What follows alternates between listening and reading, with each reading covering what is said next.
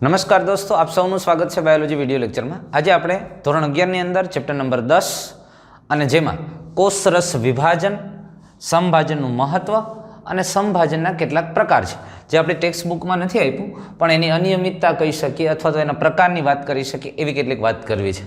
તો સૌપ્રથમ આપણે કોષરસ વિભાજનની વાત કરીએ। કોષરસ વિભાજન આપણે જોઈ ગયા છે કે કોષ વિભાજનની પ્રક્રિયા બે તબક્કામાં પૂરી થાય। એક કોષ કેન્દ્ર વિભાજન એટલે કે કેરિયોકાઇનેસિસ, અને કોષ કેન્દ્રનું વિભાજન પૂરું થાય એટલે તેને અનુસરીને કોષરસ વિભાજન થાય। અને કોષ કેન્દ્ર વિભાજન બે પ્રકારના હોઈ શકે।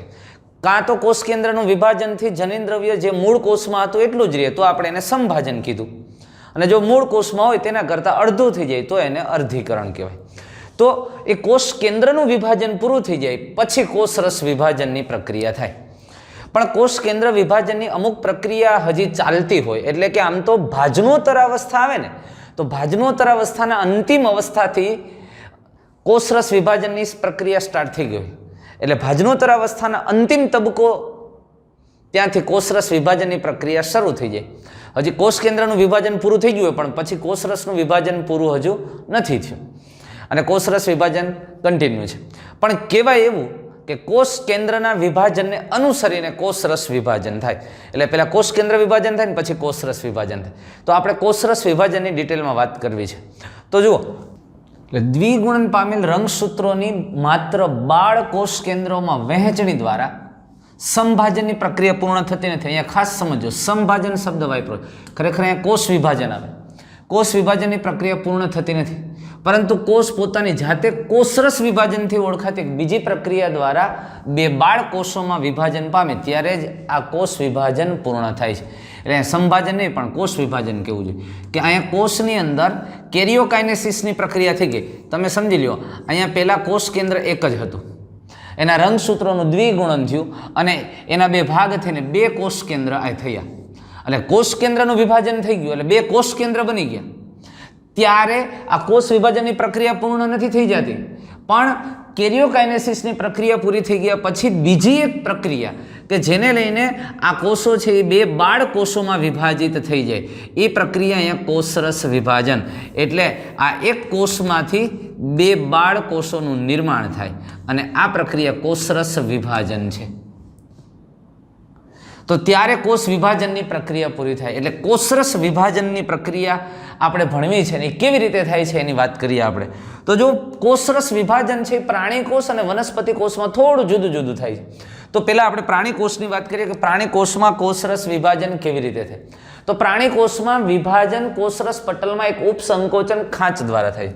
તમે સમજી લો કે આ પ્રાણી કોષ છે, એમાં કોષ કેન્દ્ર વિભાજન પૂરું થઈ ગયું અને બે કોષ કેન્દ્ર બની ગયા અંત્ય અવસ્થામાં। ત્યાર પછી હવે અહીંયા આ જે કોષરસ પટલ છે એ બહારથી કોષરસ પટલ આમ ઉપસંકોચન પામે છે, એટલે કે અહીંયા શું થશે, થોડી આમ ખાંચ પડે છે, પરિઘ વિસ્તારથી આવી રીતે અહીંયા આમ ખાંચ પડે છે।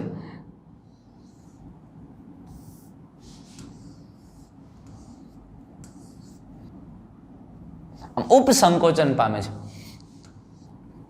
એટલે કોષરસ પટલ બહારથી પરિઘ તરફ આમ ઉપસંકોચન। 3 ડાયમેન્શનલી તમે વિચારો, તમારી પાસે એક પાણીનું પાઉચ છે અને એના ઉપર રબરની રિંગ પહેરાવો, રબરની રિંગ પહેરાવશો એટલે અંદર તરફ આમ ખાંચ પડતી દેખાશે।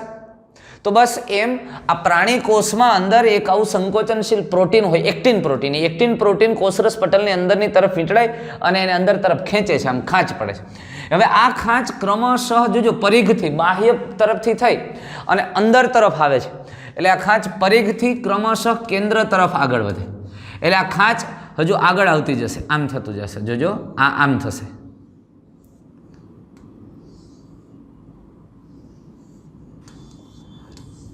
અને ખાંચ આગળ વધતા વધતા એ જે ભાગમાં ભેગી થઈ જશે અને એને કારણે આ બે કોષ એકબીજાથી જુદા થઈ જશે અને આમ પ્રાણી કોષનું કોષરસ વિભાજનની પ્રક્રિયા પૂરી થઈ જાય। એટલે પ્રાણી કોષમાં કોષરસ પટલમાં એક ઉપસંકોચન જોવા મળે, તે ક્રમશઃ પરિઘથી કેન્દ્ર તરફ સતત ઊંડી બનતી જાય અને 3 ડાયમેન્શનલી વિચારો અંદર તરફ આવતી જાય છે। જ્યારે આ કેન્દ્રમાં એટલે કે પરિઘથી કેન્દ્ર તરફ આવે છે અને કેન્દ્રના ભાગે એકબીજા સાથે જોડાઈ જાય છે, ત્યારે કોષના કોષરસ બે ભાગમાં વિભાજિત થઈ જાય, વહેંચાઈ જાય અને બે કોષનું નિર્માણ થાય. આવી રીતે કોષરસ વિભાજનની પ્રક્રિયા છે પ્રાણી કોષમાં થતી જોવા મળે છે. તો એનું એક એનિમેશન નાનકડું આપણે જોઈ લઈએ. જો આ પૂર્વાવસ્થા, ભાજનાવસ્થા, ભાજનોત્તરાવસ્થા અને અંત્યાવસ્થા બે કોષ કેન્દ્ર બની ગયા છે. આમ કોષરસ વિભાજનની શરૂઆત આમ તો ભાજનોત્તરાવસ્થાના અંતથી થઈ ગઈ હોય અને અંત્યાવસ્થા દરમિયાન ધીમું ધીમું કોષરસ વિભાજનની પ્રક્રિયા સ્ટાર્ટ થઈ ગઈ હોય છે અને ત્યાર પછી કોષરસ વિભાજન એકદમ કમ્પ્લીટ જોવા મળે આપણને અંત્યાવસ્થા પછી. તો આપણે જોઈએ કેવી રીતે કોષરસ વિભાજનની પ્રક્રિયા થાય છે. તો જો આ રીતે ખાંચ પડી અને બે કોષ જુદા પડશે. કોષરસ પટલનું નિર્માણ થયું, બહારના વિસ્તારમાંથી ખાંચ પડી અને બે જુદા પડી ગયા. તો આમ કોષરસ વિભાજનની પ્રક્રિયા પ્રાણી કોષમાં થાય. વનસ્પતિ કોષો જે લગભગ સ્થિતિસ્થાપક કોષ દિવાલથી ઘેરાયેલો હોય છે, એટલે તેમાં કોષરસ વિભાજન થોડી જુદી રીતે થાય છે, ભિન્ન પ્રક્રિયાઓ દ્વારા એ પૂર્ણ થાય છે. અને એ તો આપણને ખબર છે ભાઈ કે વનસ્પતિ કોષ હોય તો વનસ્પતિ કોષની ફરતે કોષ દિવાલ હોય અને કોષ દિવાલની હાજરીને કારણે એમાં થોડી રચના થોડી જુદી પડતી આપણને જોવા મળે છે. આ કોષ દિવાલ છે. સ્થિતિસ્થાપક કોષ દિવાલ હોવાથી એમાં કોષરસ વિભાજનની પ્રક્રિયા થોડી અલગ રીતે પૂર્ણ થાય છે. પણ કેવી રીતે થાય જોઈએ આપણે. તો ખરેખર વનસ્પતિ કોષની અંદર કોષરસ વિભાજનની શરૂઆત પરિઘથી નહીં પરંતુ કોષના કેન્દ્રસ્થ ભાગેથી થાય છે. એટલે કોષરસ વિભાજન કેન્દ્રસ્થ વિસ્તારથી શરૂ થાય છે. કેન્દ્રસ્થ વિસ્તારમાં એક તકતી જેવી રચના થાય, તે ક્રમશઃ અહીંયા કોષરસ વિભાજન છે કેન્દ્રથી પરિઘ તરફ આગળ વધે. જો આ પાર્શ્વ દિવાલો છે ને એ સાથે જોડાય અને આ ક્રમશઃ આમાં જાય છે. એટલે કેન્દ્રથી શરૂ કરીને પરિઘ તરફ આગળ વધે. પરિઘ તરફ ક્યાં? તો કે પૂર્વ સ્થિત પહેલાથી જે પાર્શ્વીય દિવાલો આવેલી છે ને એ સાથે એ જોડાય છે. એટલે કોષરસ વિભાજન કેન્દ્રથી શરૂ થાય, અહીંયાથી શરૂ થાય છે, અહીંયાથી. અને કેન્દ્રસ્થ ભાગમાં એક તકતી જેવી રચના, પ્લેટ જેવી રચના થાય છે. આ પ્લેટ ક્રમશઃ પરિઘ તરફ આગળ વધે છે. પરિઘ તરફ એટલે આપણને એમ કીધું કે આગળ વધે છે ને આ પાર્શ્વ બાજુએ જે કોષ દિવાલ છે, આ પાર્શ્વ બાજુએ જે કોષ દિવાલ આવેલી છે એના તરફ એની સાથે એ જોડાઈ જાય છે. અહીંયા કોષની અંદર કોષના મધ્ય વિસ્તારમાં એક તકતી અથવા પ્લેટ જેવી રચના થાય. એટલે કે કોષરસ વિભાજન કેન્દ્રથી પરિઘ વિસ્તાર તરફ આગળ વધે છે. હવે તમે સમજો એની શરૂઆત ક્યાંથી થઈ? તો કે એની શરૂઆત કેન્દ્ર વિસ્તારમાં થઈ. ત્યાંથી તે કઈ બાજુ આગળ વધે છે? ક્રમશઃ પરિઘ તરફ આગળ વધે છે. ક્રમશઃ પરિઘ તરફ એટલે પાર્શ્વીય જે દિવાલો છે એના તરફ આગળ વધે છે અને એની સાથે એ જોડાય છે. આમ નવી કોષ દિવાલનું નિર્માણ એક સાધારણ પૂર્વગામી રચનાથી પ્રારંભ થાય, જેને કોષપટ્ટી કહેવાય. એટલે જે નવી કોષ દિવાલ બનવાની છે એની શરૂઆત ક્યાંથી થઈ? તો કે આવી એક કોષપટ્ટી દ્વારા. જો આ કોષપટ્ટી દ્વારા. કઈ કોષપટ્ટી દ્વારા? તો આ પટ્ટી દ્વારા. આ કોષપટ્ટી પહેલા બની એટલે એને મધ્ય તકતી કહેવામાં આવે છે. અને આ તકતી ક્રમશઃ કઈ બાજુ આગળ ગઈ ભાઈ? તો કે આ તકતી છે એ તકતી પાર્શ્વીય દિવાલો તરફ આગળ વધે છે. કોષરસ વિભાજનની શરૂઆત મધ્યથી થઈ, ત્યાં એક પ્લેટ અથવા તકતીનું નિર્માણ થાય જેને કોષપટ્ટી કહે, જે ક્રમશઃ પરિઘ તરફ આગળ વધે છે અને આગળ વધી અને બંને પાર્શ્વીય દિવાલો જે છે ત્યાં એની સાથે જોડાય છે. તકતી અથવા તો જેને આપણે કોષપટ્ટી કહેતા હતા ને એ ખરેખર મધ્ય પટલ છે. હવે શું થઈ ગયું? આ આખું તકતી બની ગયું. એટલે તકતી બની જાય એટલે હવે એનો કોષરસ પટલ છે, કોષરસ પટલ આવી રીતે એની સાથે બે ભાગથી જુદો પડી જાય છે. નજીકના આ કોષરસ પટલ આમ કનેક્ટ થઈ જાય છે, આ કોષરસ પટલ આમ થઈ ગયું અને કોષરસ પટલ બની ગયા પછી અહીંયાથી એની ફરતે આ કોષ દિવાલ બની ગઈ. જો અહીંયા આ કોષ દિવાલ થઈ ગઈ અને આ બાજુથી અહીંયા કોષ દિવાલ થઈ ગઈ અને આમ બે વનસ્પતિ કોષ થઈ ગયા. વનસ્પતિ કોષના બંનેની કોષ દિવાલ મધ્ય પટલથી જોડાયેલી. જો આ મધ્ય પટલ, કોષ દિવાલ અને કોષરસ પટલ આમ નિર્માણ થાય. આમ બે કોષ બને વનસ્પતિમાં કોષ દિવાલ અને મધ્ય પટલ જેવી રચનાઓ હોવાથી એના કોષરસ વિભાજન થોડું જુદું થાય છે. એટલે વનસ્પતિ કોષમાં કોષરસ વિભાજનની શરૂઆત કોષના કેન્દ્રથી થાય, ક્રમશઃ પરિઘ તરફ આગળ વધે છે અને કેન્દ્રમાં એક તકતી જેવી રચના થાય છે જેને કોષપટ્ટી કહેવામાં આવે છે, જે કેલ્શિયમ પેક્ટેટની બનેલી, જે ક્રમશઃ પાર્શ્વીય દિવાલો છે એ તરફ એ આગળ વધે અને પાર્શ્વીય દિવાલો સાથે જોડાઈ જાય છે. હવે નવી કોષ દિવાલનું નિર્માણ તો પછી એક સાધારણ પૂર્વગામી રચનાથી પ્રારંભ થાય. એટલે આ કોષપટ્ટી બન્યું એના પછી કોષ દિવાલો બનવાની છે, પણ એની શરૂઆત અહીંથી થઈ. હવે આ જે વચ્ચેની જે કોષપટ્ટી બની, જે નજીકના કોષોને જોડતા મધ્ય પટલ તરીકે ઓળખાય અથવા તો નજીક રહેલા કોષોની કોષ દિવાલ વચ્ચેનો મધ્ય પટલની લાક્ષણિકતા દર્શાવે છે.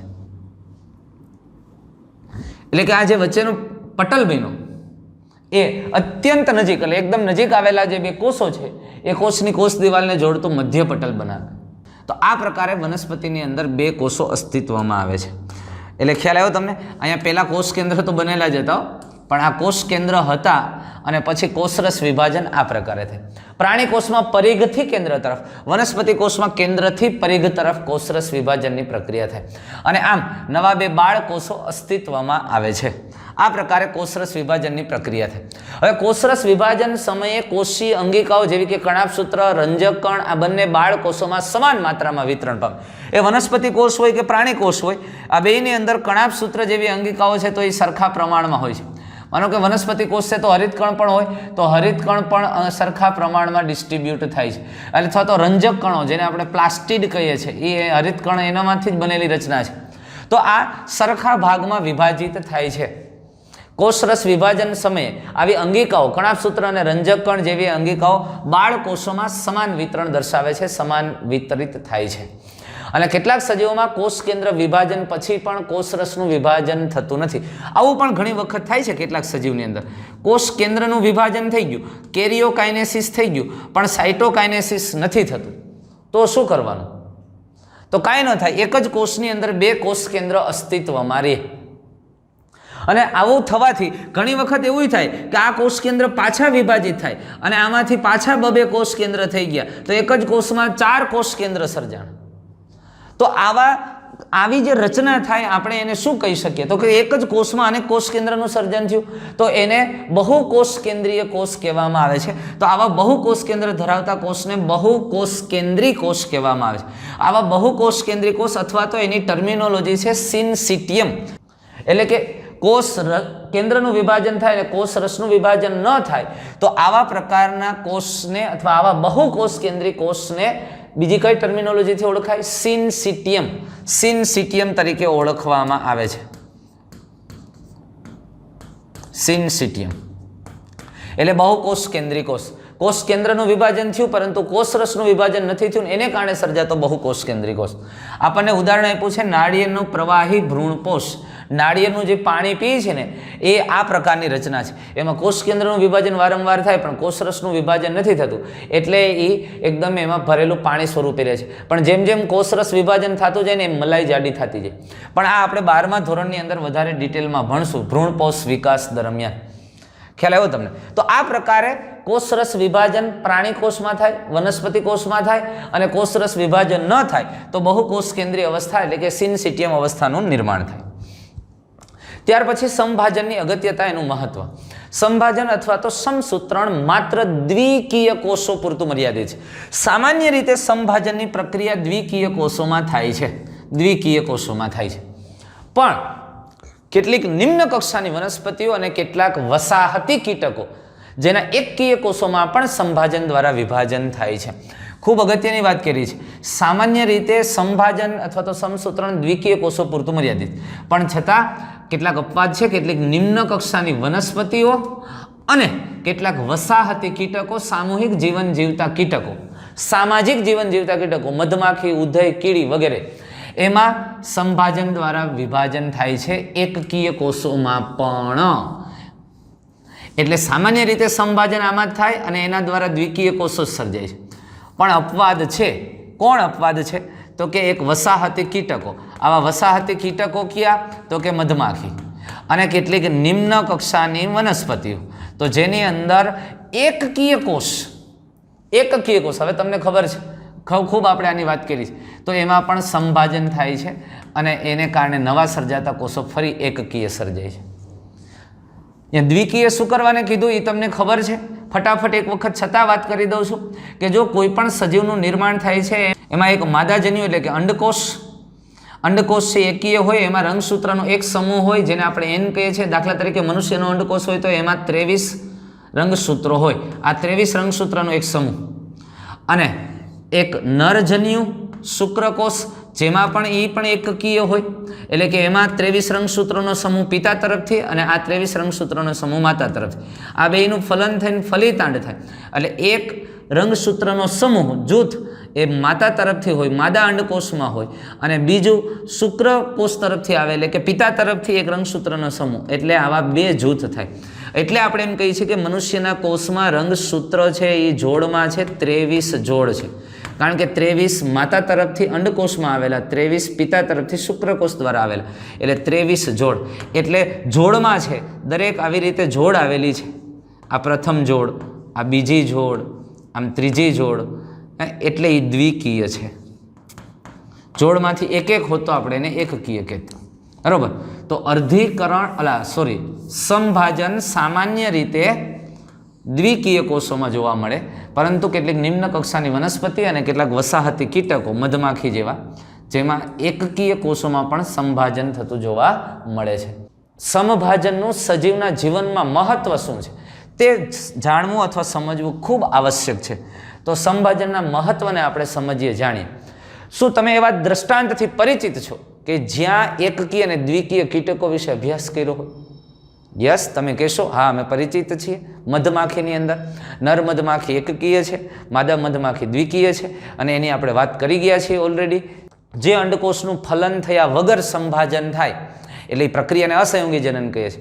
પણ અંડકોષનું ફલન થયા વગર સંભાજન થાય જે સજીવ બને એ સજીવ નર મધમાખી બને છે. એટલે બધા જ નર પ્રાણીઓ હોય, ફલન થયા વગર સંભાજન થાય તો ઈંડામાંથી, અને ફલન થઈ અને સંભાજન થાય એટલે ફલન થાય તો દ્વિકીય થઈ ગયું, અને દ્વિકીય થયા પછી સંભાજન થાય તો માદા પ્રાણી બને છે. એટલે એના વિશે આપણે મધમાખીની અંદર વાત કરી ગયા છીએ, અને આપણે ચોથા ચેપ્ટરની અંદર વર્ગીકરણમાં પણ એનો થોડો ઉલ્લેખ કર્યો છે, અને અત્યારે જ આપણે સંભાજનની શરૂઆતમાં વાત કરી ત્યારે પણ થોડી વાત કરી ગયા. તો સંભાજન દ્વારા નિર્માણ પામેલ દ્વિકીય બાળકોષોમાં સમાન આનુવંશિક દ્રવ્યો હોય એટલે તો સંભાજન કહીએ છીએ. અને એ તો તમને બહુ સ્પષ્ટ ખબર છે. કોઈ પણ દ્વિકીય કોષ છે, અને માનો કે આ દ્વિકીય કોષ છે, એ દ્વિકીય કોષ સંભાજન પામી અને બે બાળકોષોમાં નિર્માણ પામે તો બંને બાળકોષોમાં રંગસૂત્રની સંખ્યા અને આનુવંશિક દ્રવ્યનો જથ્થો મૂળ કોષમાં હોય તેટલો જ હોય છે. એટલે જ એને સંભાજન કહે છે. એટલે સંભાજનથી નિર્માણ પામતા કોષો માતૃકોષ જેવા જ સર્જાય છે. આનુવંશિક દ્રવ્યની માત્રાની દ્રષ્ટિએ વિચારો કે કોઈ પણ બાબતે વિચારો તો એ માતૃકોષ જેવા જ હોય છે. એટલે સંભાજન દ્વારા નિર્માણ પામેલા બાળકોષો એ દ્વિકીય બાળકોષોમાં સમાન આનુવંશિક દ્રવ્ય હોય છે. તો બહુકોષી સજીવોમાં વૃદ્ધિ સંભાજન દ્વારા થાય.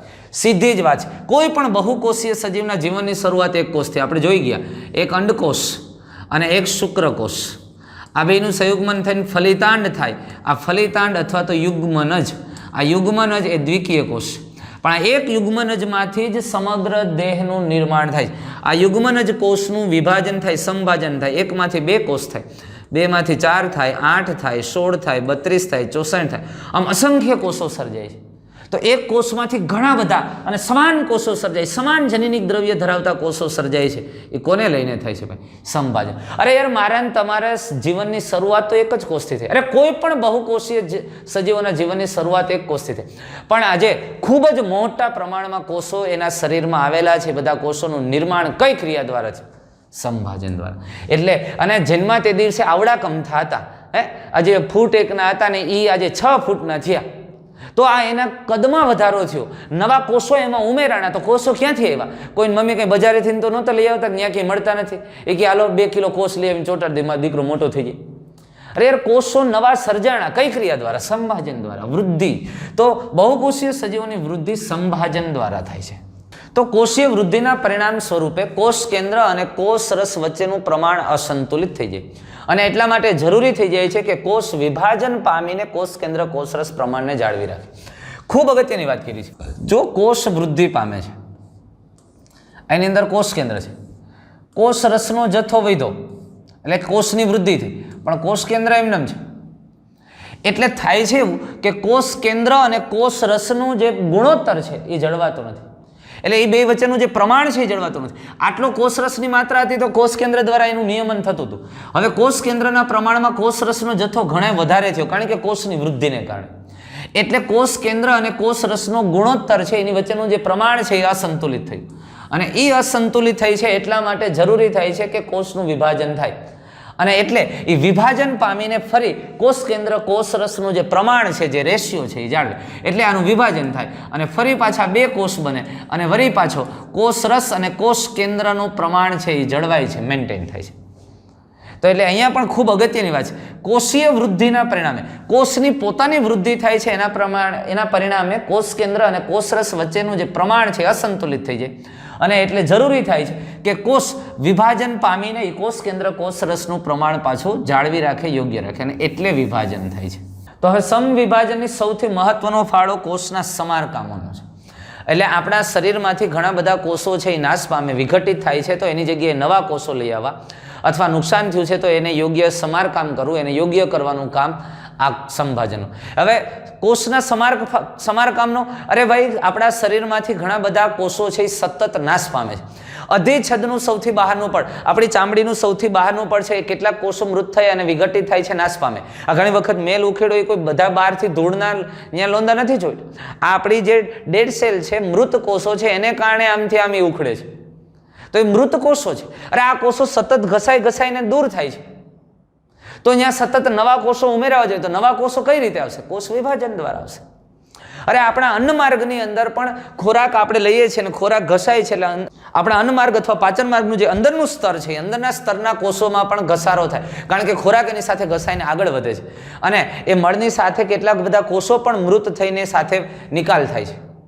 તો આવા જે અન્નમાર્ગના અંદરના સ્તરના કોષો જે મૃત થાય છે, તો ત્યાં પણ સતત નવા કોષો સર્જાવા જરૂરી છે.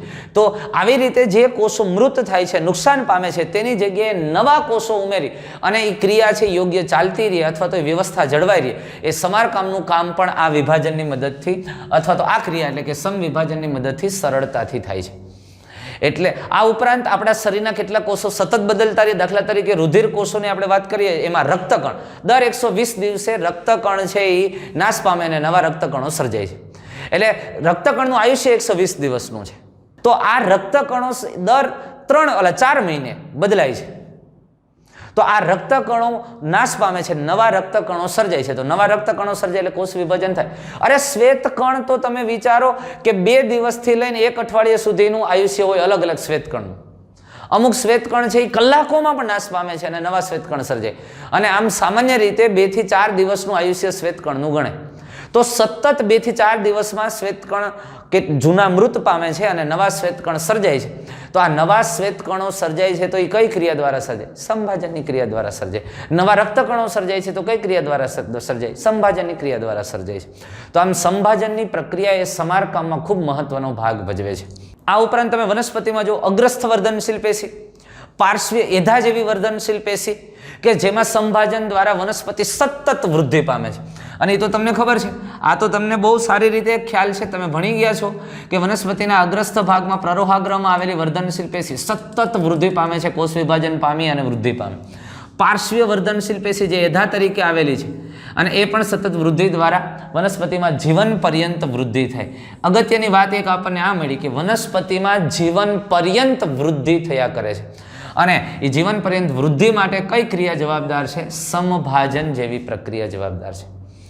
જો અહીંયા દરેક જગ્યાએ આપણે સમભાજનને જ કોષ વિભાજન તરીકે સમજી લઈએ છીએ. મેં કીધું ને કે કોષ વિભાજન છે એ કોષ વિભાજનના 2 તબક્કા છે. કોષ વિભાજનના એમાં એક કોષ કેન્દ્ર વિભાજન, કોષ કેન્દ્ર વિભાજન અને કોષરસ વિભાજન. કોષરસ વિભાજન. પણ આ કોષ કેન્દ્ર વિભાજન એ સંભાજન છે. એના પછી બીજી પ્રક્રિયા થાય કોષરસ વિભાજન. પણ આપણે સંભાજન, વ્યવહારિક રીતે સંભાજન બોલીએ એટલે એવું સમજી જ લઈએ છીએ કોષરસ વિભાજન થઈ ગયું. એટલે આ એક ધ્યાનમાં રાખવા જેવી બાબત છે. એટલે આપણે અત્યારે સંભાજન બરાબર જ શું સમજી લીધું? કોષ વિભાજન. કે સંભાજન થાય છે એટલે નવા કોષો સર્જાય છે. પણ સંભાજન વાસ્તવમાં માત્ર કોષ કેન્દ્ર વિભાજન છે. પણ આને વ્યવહારિક રીતે સૌએ સ્વીકાર્યું છે, એટલે આપણે પણ સ્વીકારવાનું છે. આપણે સંભાજનના મહત્વની વાત કરી, તો સંભાજનના મહત્વ પછી બીજી કેટલીક સંભાજનને લગતી વાત કરવી છે, જે આપણી ટેક્સ્ટ બુકમાં નથી આપેલી. પણ કેટલીક અનિયમિતતા થાય તો સંભાજનમાં શું થાય, અથવા તો સંભાજનના બીજા કંઈક પ્રકાર છે એ કેવા છે એની આપણે વાત કરવી છે. તો આવા એક્સ્ટ્રા પોઈન્ટની આપણે વાત કરીએ, જેમાં સંભાજનના પ્રકાર અથવા તો સંભાજનમાં થોડા ફેરફારો થાય છે, એમાં અનિયમિતતા સર્જાય છે અને શું થાય. એમાંથી એક છે મુક્ત કોષ કેન્દ્ર વિભાજન. આ મુક્ત કોષ કેન્દ્ર વિભાજન એટલે આપણે હમણાં કીધું એ પ્રકારની વાત, કે જેની અંદર કોષ કેન્દ્રનું વિભાજન થઈ જાય છે પરંતુ કોષ રસનું વિભાજન ન થાય, તો એ આ પ્રકારનું મુક્ત કોષ કેન્દ્ર વિભાજન કહેવાય. અને પરિણામે કોષ છે એ ઘણા બધા કોષ કેન્દ્ર ધરાવે છે, જે બહુ કોષ કેન્દ્રીય પરિસ્થિતિનું નિર્માણ થાય. સિન્સિટિયમ કોષનું નિર્માણ થાય છે, જેને આપણે મુક્ત કોષ કેન્દ્રીય વિભાજન તરીકે ઓળખીએ છીએ. બીજું છે અંતઃસંભાજન. જોજો આ પણ સમજવા જેવી વાત છે. અંતઃસંભાજન એન્ડોમાઇટોસિસ તરીકે ઓળખાય છે. અહીંયા કોષની અંદર વાતને સમજો. આ કોષમાં કોષ કેન્દ્ર છે, એની અંદર આ રંગસૂત્ર ઘટકો છે, અને આપણને ખબર અંતરાવસ્થા દરમિયાન અથવા તો કોષ સામાન્ય સ્થિતિમાં હોય ત્યારે એ એક એકલસૂત્ર ધરાવતા હોય, પણ એમાં એનું દ્વિગુણન થાય એટલે એનું રંગસૂત્ર દ્રવ્ય છે એ બેવડાય છે, એટલે બે એકલસૂત્ર ધરાવતા રંગસૂત્રો બને. બરોબર. હવે જોજો રંગસૂત્ર છે એ દ્વિગુણન થઈ જાય છે. દ્વિકૃતિ એટલે અહીંયા દ્વિગુણન સમજો. રંગસૂત્રનું દ્વિગુણન થઈ જાય પણ કોષ કેન્દ્રનું વિભાજન નથી થતું. કોષ કેન્દ્ર એકનું એક રહે છે. એટલે અંતઃસંભાજનની અંદર રંગસૂત્ર અથવા ડીએનએનો જથ્થો ડબલ થઈ ગયો. ડીએનએનો જથ્થો ડબલ થઈ ગયો અને કોષ કેન્દ્રનું વિભાજન ન થયું. કોઈ પણ કારણથી કોષ કેન્દ્ર વિભાજનની પ્રક્રિયા અટકી ગઈ અને આ આમનમ રહ્યું. એટલે એને કારણે શું થયું કે ડીએનએનો જથ્થો આ કોષમાં ડબલ થઈ ગયો અને પરિણામે હવે ઘણી વખત પોલીપ્લોઇડી સર્જાય. પોલીપ્લોઇડી એટલે શું? હવે જો આ ડબલ થયેલું જે રંગસૂત્ર છે ને એના એકલ સૂત્રો એની મેળે જુદા પડી જાય. જો આમ આ એક એકલ એટલે આ જો આમ થઈ જાય. એટલે રંગસૂત્રો અહીંયા બે હતા, અહીંયા બે હતા ને અહીંયા બે હતા, પણ અહીંયા બે એકલ સૂત્ર ધરાવતા હતા. હવે એ છૂટા પડી ગયા અને આ એકલ સૂત્ર જુદા પડીને એક એક સ્વતંત્ર રંગસૂત્ર તરીકે ઓળખવા માંડ્યું. એટલે આ કોષ જો 2n હોય ને તો આવું થવાને કારણે 4n થઈ જાય છે. એટલે અહીંયા તમે સમજી લો 46 રંગસૂત્ર હતા, અહીંયા 46 રંગસૂત્ર જ કહેશું, કારણ કે આ બંને એકલ સૂત્રો એક સેન્ટ્રોમિયરથી જોડાયેલા હતા અને એટલે એ રંગસૂત્ર એક જ કહેવાય અને 46 રંગસૂત્રો હતા. પણ હવે એ એકલ સૂત્રો જુદા પડી ગયા, કોષ કેન્દ્રનું વિભાજન ન થયું ને એકલ સૂત્રો એમનેમ અંદરની અંદર છૂટા પડી ગયા. એટલે હવે 46 નહીં પણ 92 રંગસૂત્ર થઈ ગયા. એટલે આ 2n હતું એના ડબલ થઈ ગયા. જો એટલે 4n થઈ ગયા. એટલે આ પોલીપ્લોઇડી કહેવાય. જ્યારે આખા રંગસૂત્રનું જૂથ ડબલ થાય, માનો કે આ 2n છે, 2n છે, આ 3n છે, આ 4n છે, n એટલે રંગસૂત્રનો સમૂહ, રંગસૂત્રનું જૂથ થયું. આ n બરાબર 23 છે. આપણા પ્રજનન કોષોમાં 23 રંગસૂત્રો છે. અંડકોષ અને શુક્રકોષ બે ભેગા થયા એટલે 2n દ્વિકીય થયું. કાં તો આવું ત્રિકીય, ચતુષ્કીય, તો આ બધી પોલીપ્લોઇડી કહેવાય. પ્લોઇડી એટલે રંગસૂત્રનું જૂથ. આ છે એ બરોબર છે, દ્વિકીય છે, પણ દ્વિકીયથી વધારે હોય તો એને શું કહેવાય? પોલીપ્લોઇડી કહેવાય. તો આ પોલીપ્લોઇડીનું નિર્માણ થયું કારણ કે અંદરને અંદર આ એકલ સૂત્રો છૂટા પડી ગયા અને રંગસૂત્રોની સંખ્યા ડબલ થઈ ગઈ, એટલે પોલીપ્લોઇડી છે. એટલે આવા પોલીપ્લોઇડી ધરાવતા કોષોનું નિર્માણ થાય ઘણી વખત અંતઃસંભાજનને કારણે. રંગસૂત્રો છે એ બેવડાઈ ગયા પરંતુ કોષ કેન્દ્રનું વિભાજન ન થયું અને બેવડાયેલા રંગસૂત્રના એકલ સૂત્રો અંદર જ છૂટા પડી ગયા અને રંગસૂત્રની સંખ્યા ડબલ થઈ ગઈ, એટલે એને પોલીપ્લોઇડી કહેવાય. અને આવું થવાનું કારણ ઘણી વખત કોલ્ચિસિન જેવું દ્રવ્ય જે વનસ્પતિમાંથી મળે છે અને આ કોલ્ચિસિન છે એ પોલીપ્લોઇડીને પ્રેરે છે. કેમ પોલીપ્લોઇડીને પ્રેરે?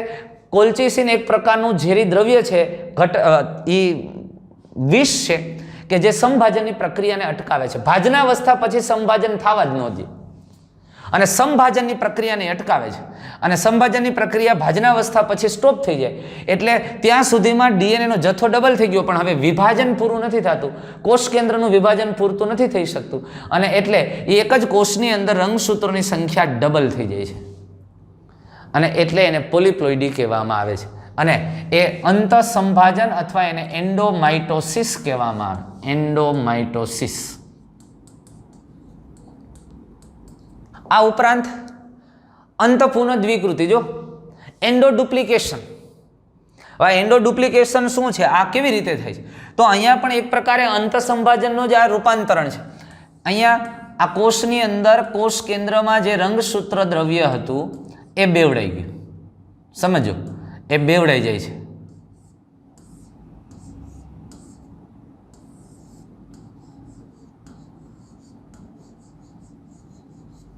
એ ડબલ થઈ ગયું પણ આ છૂટું નથી પડતું, આ આમનમ રહે છે